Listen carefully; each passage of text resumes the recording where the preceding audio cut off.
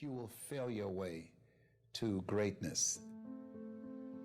Most people allow their fear of failure to outweigh their desire to succeed. When you're willing to fail again and again and again, when you make up your mind to become unstoppable, when you make up your mind to become a no matter what person, then that will then give birth to a part of yourself that you don't know right now. Imagine, if you will, being on your deathbed and standing around your bed, the ghost of the dreams, the ideas, the abilities, the talents given to you by life, and that you, for whatever reason, you never went after that dream. You never acted on those ideas. You never used those talents. You never used those gifts. And there they are standing around your bed looking at you with large angry eyes saying, "We came to you, and only you could have given us life. And now we must die with you forever." See, most people stop short of their dreams and park and get off the highway of life because of the rejections of life. You will always be rejected. It's no big deal. Jack Canfield said rejection is a myth. It's not like when somebody says no and then they slap you. No, it's just, to me, make no your vitamin. Get excited about the no. Why? Because every time someone says no, that brings you another step to a yes. You're getting closer. Trust me, you will win if you don't quit. You will win if you don't quit. Even a broke clock is right twice a day. As you go through the challenges of life and you look at it and embrace whatever comes to you, don't run from it. Step toward it. Don't try and duck it like most people do. See, most people want it easy. See, easy come, easy what? Easy go. See, but when you go at what you're going to deal with and you deal with the difficulties of it, when you handle those hard things close at hand, making those hard decisions right now that you don't want to make, learning those things that you don't like to do, but you know that in order for you to get where you want to go, this is one of the hoops that you have to flip through. And I'm saying to you, whatever you got to do it, because if you don't, life is going to whoop you until you surrender. You have something that you brought to the universe, and that if you decide that my life deserves my developing this what I do well, and becoming the best at it, and mastering myself, and seeing what I have within me, if you decide to drop your buckets where you are and develop your gifts, I grant you, you'll never ever be without. I grant you that your gifts will take you places that will literally amaze you. I grant you that if you begin to work to develop your gifts, you'll develop a strong sense of happiness. You'll get a larger vision of yourself, because part of beginning to get a larger vision of yourself, all of us need some area of our lives where we can have a feeling of competence. That people know when they think about this area, that's something you do. That you eat and sleep that. And that you do that. You do that. Changing is not easy. That changing your life, changing habits, reinventing yourself, picking yourself up after life has knocked you flat on your back. I've got to say, when life knocked you down, try and land on your back, because if you can look up, you could get up. Well, that sounds cute, but that's not easy. When I was diagnosed with prostate cancer 17 years ago, that first time that happened, I said, hey, I can handle this. Then when it came back a year later, last year, 17 years later, and this time it metastasized to 7 areas of my body and ate 40% of my T1 vertebrae. Now the stakes are higher. It's this life saying, okay, Mr. Motivator, you beat cancer the first time. What you gonna do now? I started laughing. When the doctor told me, he said, why are you laughing? Are you in denial?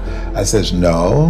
I said, I feel like Mother Teresa. He said, what do you mean? She said, Lord, I know you know how much I can bear. I just wish you to have so much confidence in me. I said, the stakes are higher. So I've got to dig in and got to fight more, because at the end of the day, life is a fight for territory. And once you stop fighting for what you want, what you don't want will automatically take over. And so it's a fight, it's a challenge in life every day. And what we have to do is embrace it. What we have to do is see it as a project to be worked on. In life, you will always be faced with a series of God-ordained opportunities, brilliantly disguised as problems and challenges. And so I see even cancer as a gift, as a God-ordained opportunity. If you died today, what dreams, what ideas, what talents, what books, what music, what leadership, what voice will die with you? There are a lot of people who are biting their fingers in fear that they might lose their jobs.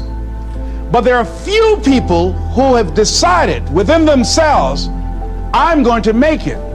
Some people aren't waiting to be cut. Some people are moving on their own because they feel within themselves, I've got what it takes to make it.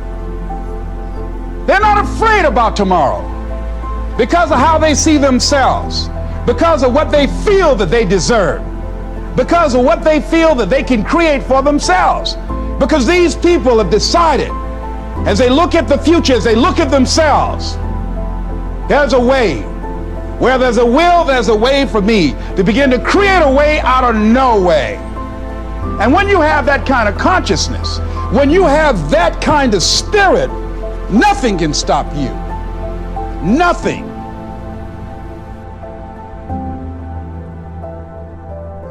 There's no secret to success.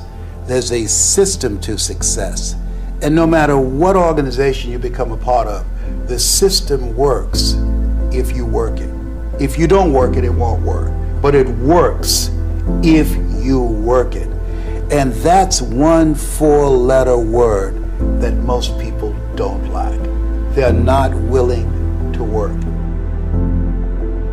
There are winners, and there are losers, and there are people who have not discovered how to win. And all they need is some coaching. All they need is some help and assistance, just a little support. All they need is some insight or a different strategy, a plan of action to make some adjustments that will open up the key to a whole new future for them, that will give them access to the unlimited power that they have within themselves. That's all that they need. So what I want you to do is think about something you want for you, that's real for you, that's important for you, that will give your life some special meaning and power. And I don't even want you to say, I can do that. I don't want you to assume that. See, 5 years ago when I started out in this area, I would not have been able to make the mental leap that I would be up to where I am right now. I don't want you to begin to just psych yourself out. No. I want you to be able to say something to yourself that will enable you to maintain a level of integrity with yourself. That when you say this, even when you face tremendous setbacks, it will be a benchmark to keep you in the game, to keep you moving forward and experimenting and readjusting your strategy and your plan of action, continuously looking for ways to win. I think we have to reflect on, who am I? Why am I here? What drives me? If I died today, what 3 words would I want said about me if I died today? You know, what is it that defines me? You know, and how do I define myself? So I went to the next mode necessary to start talking to people and seeking and asking for what I wanted and leveraging relationships and trying to find out, how do the people do it that went ahead of me? How do they do it? And then what is it I need to do? How is it I need to train myself, to develop myself? What's the resources that will be required in order to make it happen? And as I start seeking out and asking questions, I started running into people, said, I know someone who can help you do that. And they helped me get connected with those people. Remember, we have so much energy that can take us so far. It's necessary that you hook up with some other energy that can take you to the next level. I hooked up with them. They said, let's go. I said, away we go.